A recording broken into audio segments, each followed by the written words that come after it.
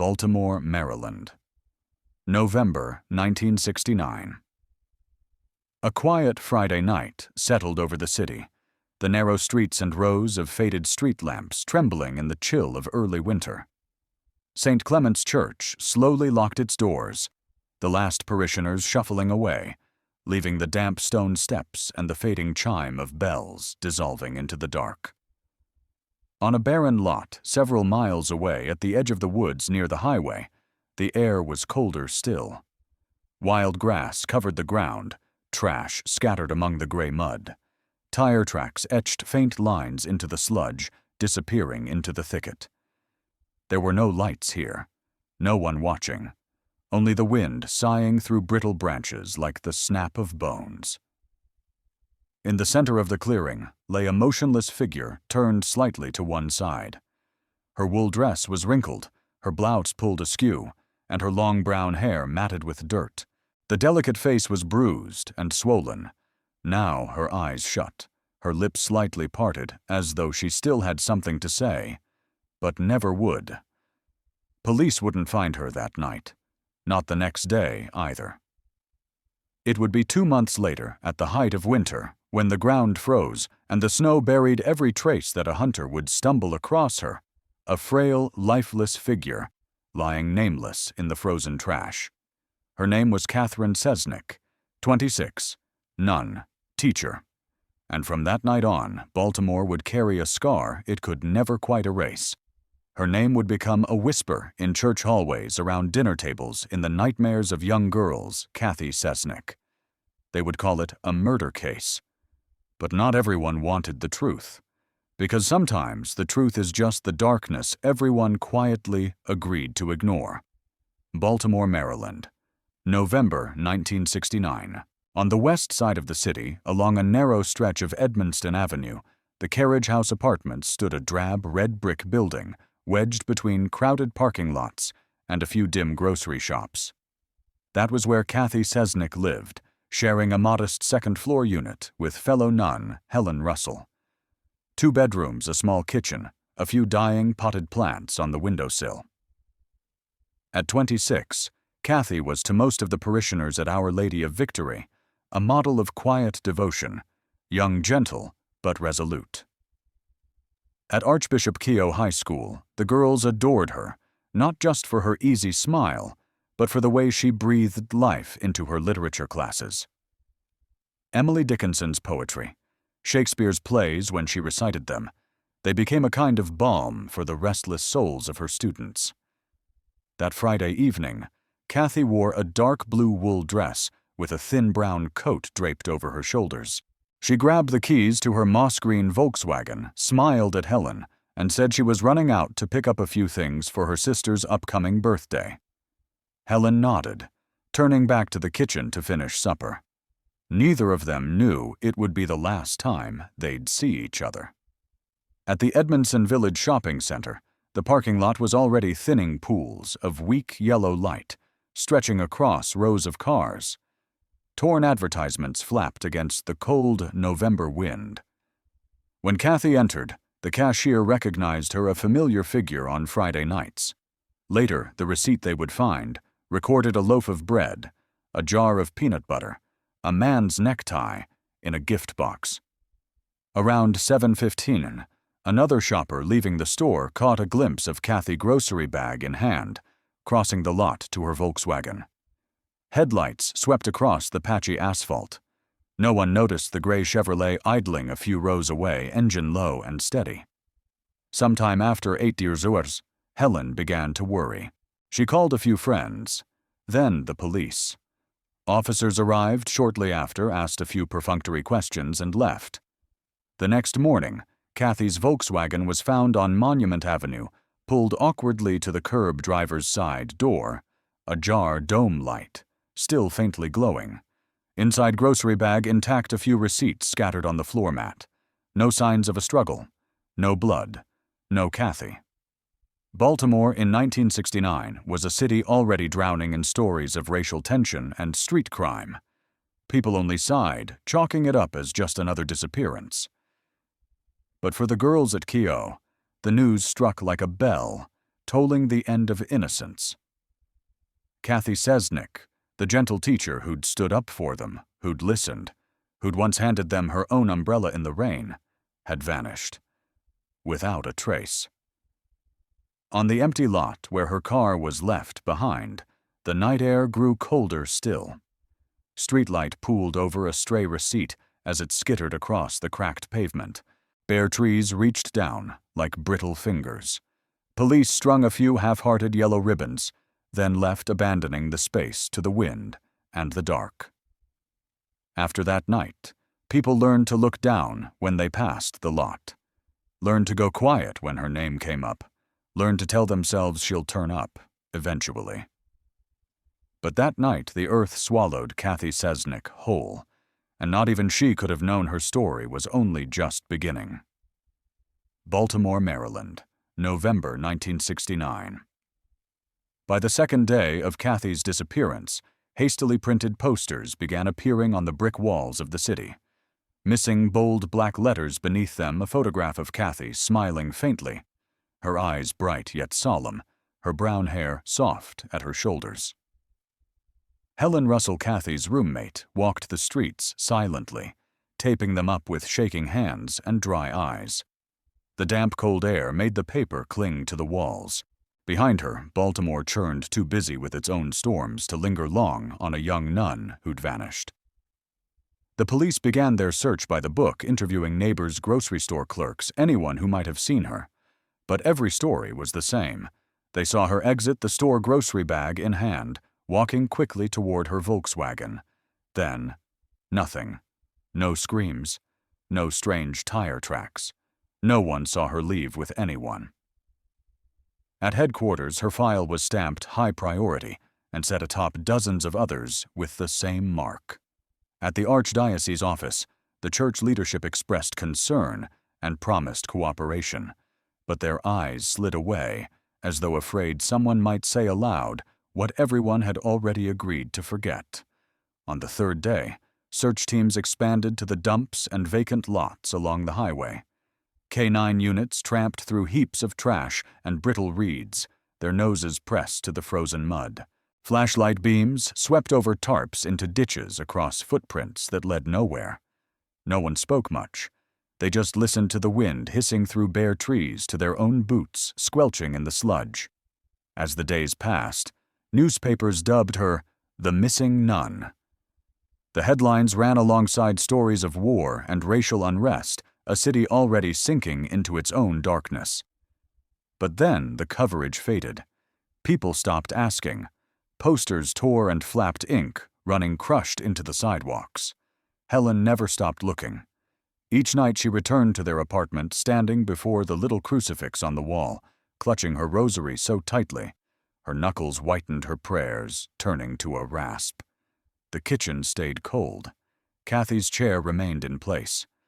Only the smell of moldy bread and stale air filled the silence. 2 months passed. Winter arrived early. The ground froze and a thin sheet of ice clung to the roadside grass. One morning in January, a hunter crossing an empty field at the edge of Baltimore stopped when he saw something half buried in snow and dirt. A frail figure, wool dress, crumpled brown hair, matted with earth eyes shut, as if simply asleep. Cathy. The press erupted. Police cars lined the lot, red and blue lights splashing across the frozen mud. White-suited technicians crouched low, lifting her carefully as though she might still feel pain. But Cathy had been gone a long time. Helen stood just beyond the yellow tape, her eyes hollow, her fingers trembling over her rosary. The girls from Keogh clung to each other and wept into their sleeves. The crowd murmured to itself, "At least now, they've found her." But no one said the rest, that the earth hadn't just stolen Cathy from this world. It had buried what she knew too, keeping it sealed beneath the frost, leaving a wound that would go on quietly, bleeding. Baltimore, Maryland, 1970. Winter passed. The snow melted, leaving the mud clinging to the edge of the highway where Cathy had been found. A small sign marking the scene was hammered into the frozen ground, but within weeks, The wind had knocked it down. The field fell quiet again, overgrown with weeds, as if no one had ever died there at all. For a few days, the papers covered her funeral, a white casket draped in flowers, Keogh girls in uniform standing stiff and tear-streaked on the cathedral steps. Helen Russell followed the pallbearers, clutching her rosary so tightly the beads broke. And then Baltimore stopped talking about Cathy Cesnik. In this city, crimes came fast and piled higher new wounds over old ones, and nobody had the space or the stomach to dwell on an unsolved murder. The missing posters faded peeled, replaced by ads for used cars and night classes. At police headquarters, her file was stamped in red, unsolved. A small line in the papers said detectives had done everything they could, but lacked enough evidence to move forward. Helen moved out of the little apartment on Edmonston Avenue and into a convent. She packed away Cathy's dresses, her poetry books folded at the corners, a half-written letter to her sister still on the desk, the careful script trailing off. "Can't wait to see you this weekend." The kitchen stayed cold. Cathy's chair stayed empty. A faint scent of burnt toast and her light perfume lingered in the air as though she'd only just stepped outside. Keogh High School carried on. The students filed through the same doors. Cathy's photograph hung on the wall. But in the long hallways between the cold steel lockers, there were whispers. Girls who'd been there glanced at one another in mirrors, their eyes meeting like a secret no one dared say aloud. The adults told themselves to move on. At Mass, the priest intoned, "We pray for Sister Cathy's soul and trust the Lord to deliver justice."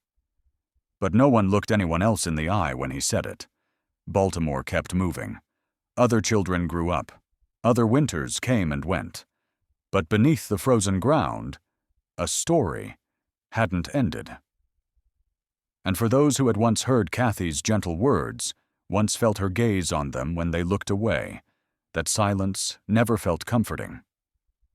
It was a heavy, threatening silence, as though the land itself still held a secret waiting to be unearthed. Baltimore, Maryland, 1994. 25 years had passed. The city had changed, old streets now painted over with bright murals, faded brick walls, covered with fresh coats of white. But behind them, the dark alleys still lingered, and in the memories of those who'd lived through it, the wound had never truly healed. Jean Vayner was one of them. She was in her 40s now, working quietly as a massage therapist in the suburbs of Baltimore. But every night the memories came flooding back, sharp and cruel, her dreams thick with fear. Jean had been one of Cathy Cesnik's students. Back then, she was 16, shy, fragile, easily broken. She remembered Cathy's words to her in literature class, "You have the right to use your voice." And she remembered how the moment she finally opened her mouth about what Father Joseph Maskell was doing to her, Cathy disappeared and never came back.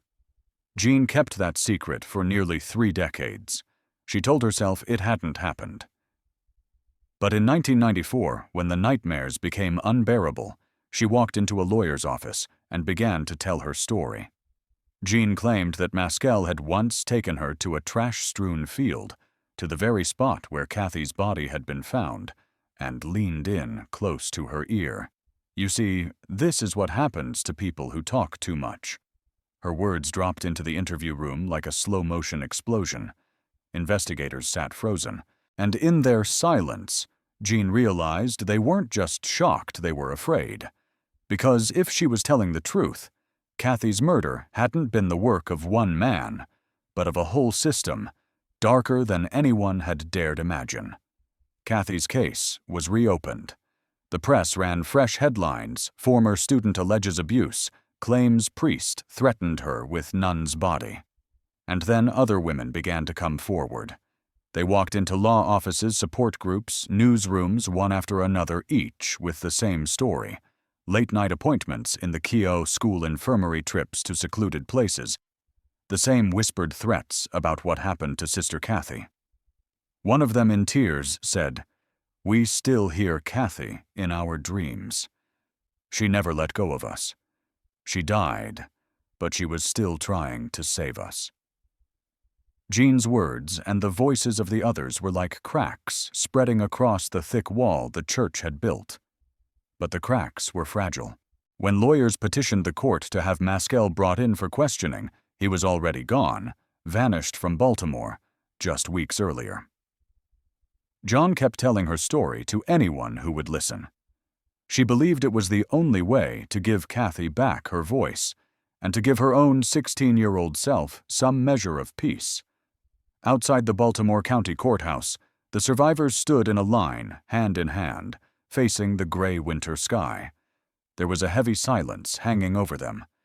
And then slowly, one voice began to sing. Another joined in. At first, weak and trembling, the song grew louder, then surged into a broken, defiant hymn, as though calling Cathy back, as though declaring to the world, "Your silence ends. Here. Now we speak." Baltimore, Maryland, 1994, 1995. The media storm sweeping through Baltimore didn't stop with John Rayner's testimony.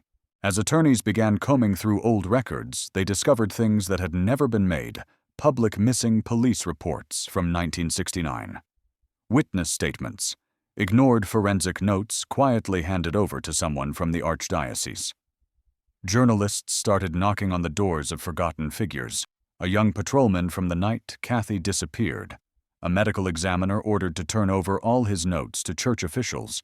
A nurse who remembered Cathy visiting her clinic, looking terrified, but never returning. Piece by piece, the story took shape, each document like evidence from a game rigged to fail. Cathy Cesnik had known something, and someone had made sure she couldn't speak. Buried deep in the brittle files was one chilling page, an anonymous 1969 report from a Keogh student to the police accusing Father Maskell of abuse. At the bottom of the page, a simple note: "No action required. Handled internally." A former investigator later told a reporter with a tired shake of his head, "We weren't encouraged to dig. We were told this was church business, not police business." In 1995, the Archdiocese of Baltimore issued a statement denying any connection between Cathy's death and Father Maskell. They called Jean's testimony and that of the other women unreliable. They said outsiders could never truly understand the complexity of the matter. But each day, the cracks spread wider. A retired federal investigator hearing the women's stories quietly reached out and began collecting their accounts. He called it the saddest case I've ever seen, not just because she died, but because everyone knew, and no one spoke. Helen Russell, now frail and gray, appeared in a rare interview on a local television broadcast. Her voice trembled, but her eyes stayed sharp. They knew. We all knew. But no one dared to say it. No one dared to stand against them. Cathy was the only one, and now she lies in the ground. Meanwhile, Father Maskell never came back. He'd fled Baltimore, and even the country. The wall of silence stood thick and imposing, but beneath it, the cracks were beginning to spread. Baltimore, Maryland, 1996, 2001. In the summer of 1996, class action lawsuits were officially filed against the Archdiocese of Baltimore. The complaints spanned hundreds of pages, filled with testimony from dozens of women, some signing their names, others choosing anonymity, each a former student of Keogh High School. They described the same harrowing pattern: the school infirmary turned into a late-night meeting place, the door locking behind them, the whispered threats about what happened to Sister Cathy.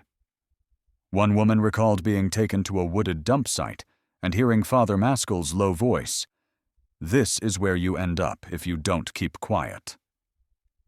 The local press erupted. Headlines blared across the front pages.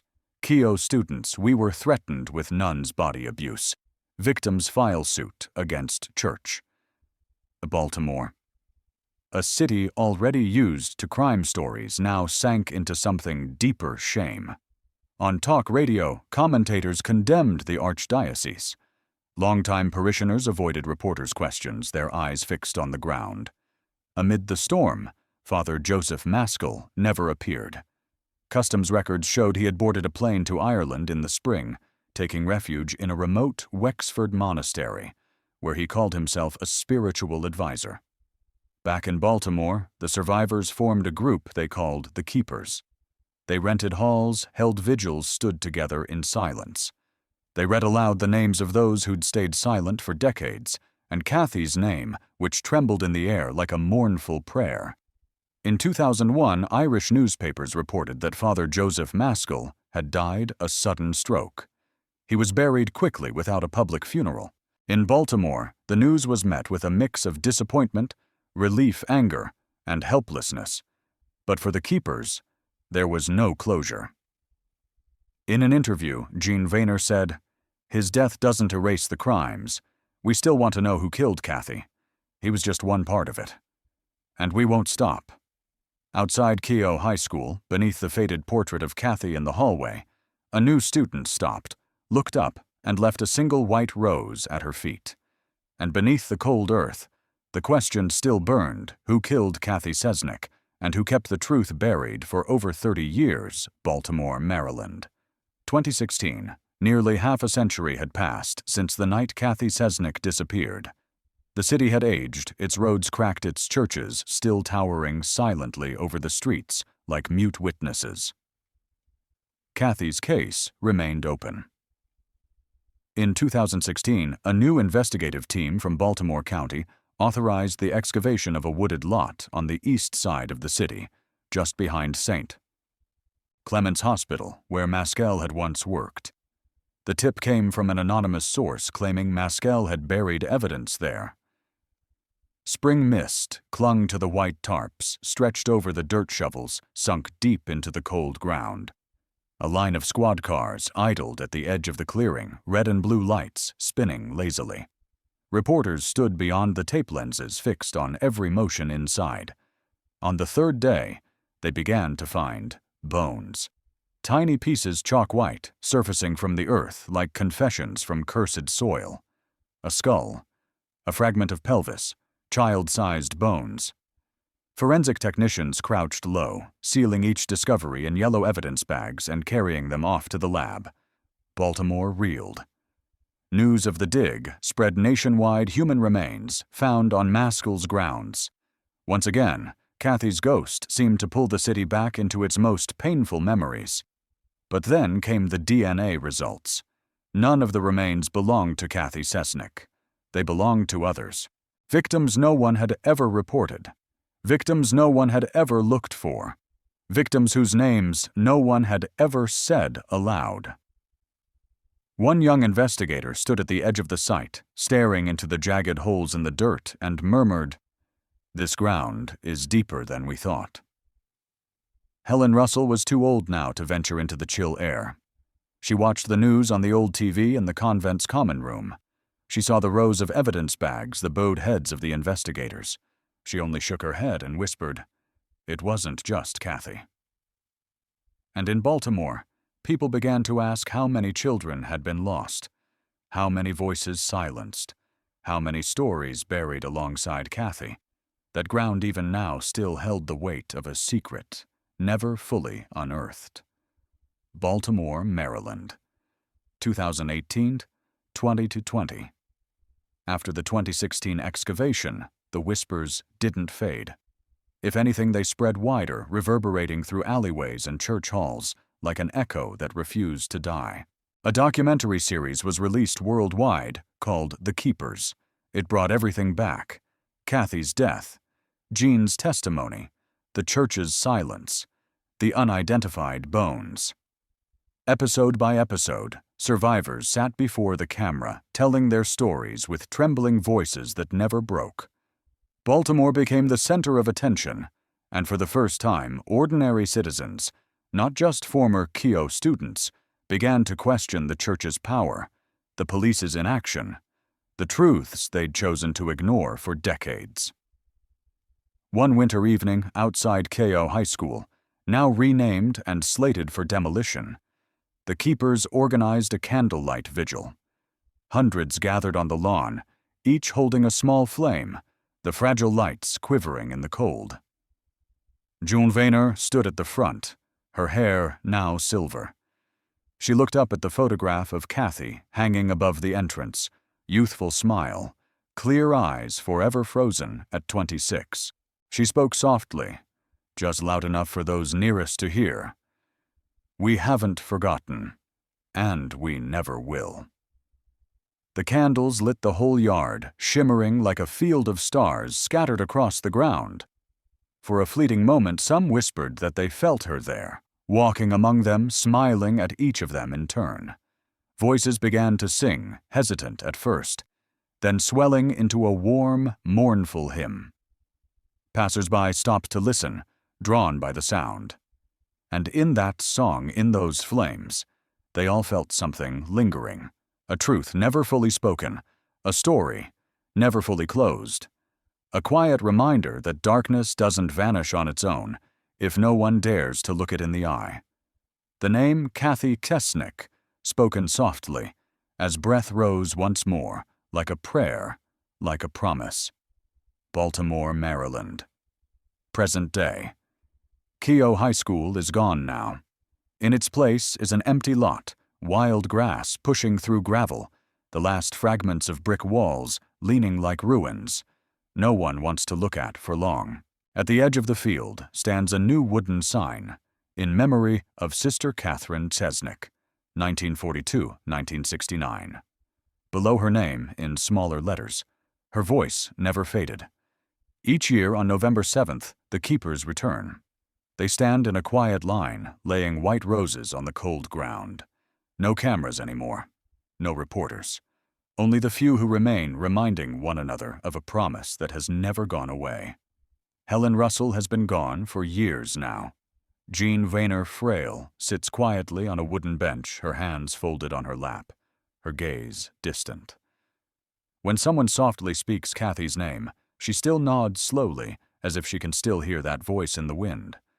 Young people come too, placing flowers, bowing their heads, then slipping away. When night falls, the lot grows still filled only with the hum of insects and the gentle sway of dry grass. And then just for a moment, like a trick of the light, a slim figure appears at the far edge of the field. Long brown hair, a gray wool dress, bright eyes. She stands there, smiling softly, before fading back into the dark, as if she was never there. Baltimore spins on its streets, still noisy, its life still rushing forward. But this ground remembers. The old bricks remember. The few who remain remember. And in the dreams of those Keogh girls from long ago, a quiet whisper still lingers. I'm still here.